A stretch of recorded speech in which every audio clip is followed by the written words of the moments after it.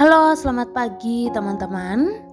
Kembali lagi kita merenungkan firman Tuhan yang diambil dari 1 Samuel pasal 19.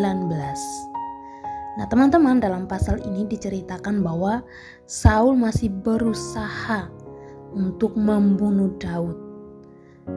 Nah, mengetahui niat jahat Saul, Yonatan anaknya memberitahu Daud kalau ayahnya berniat berencana untuk membunuh Daud.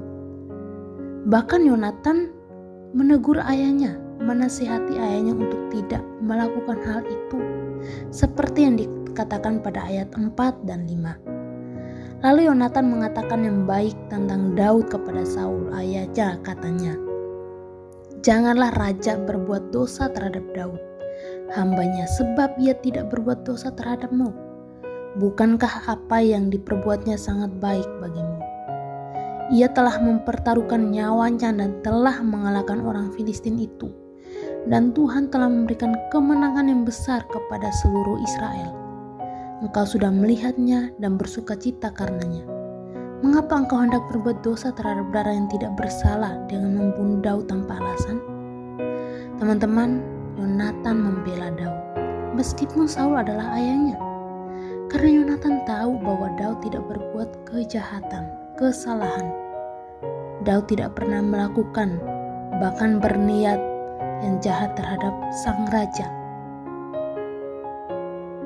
Bahkan karena Daud, bangsa Israel dapat mengalahkan banyak musuh.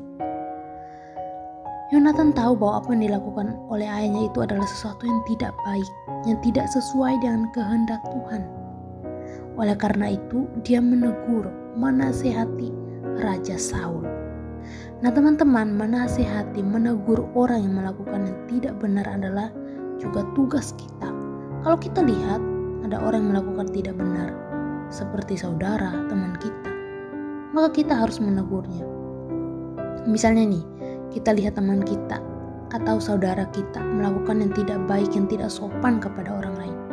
Apakah kita diam aja karena dia saudara kita, dia teman kita? Karena yang dia lakukan kepada orang lain itu ya orang yang tidak kita kenal, maka kita diam aja? Tidak teman-teman, tapi kita harus menegur saudara ataupun teman kita itu ketika kita melihat dia melakukan yang tidak baik, yang tidak sopan kepada orang lain.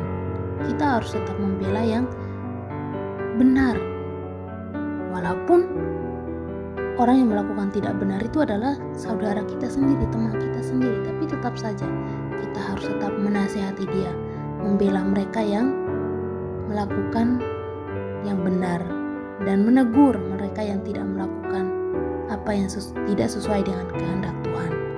Teman-teman, mari lakukanlah yang benar dan jauhilah yang tidak benar, yang tidak sesuai dengan kehendak Tuhan. Tuhan Yesus memberkati. Amin.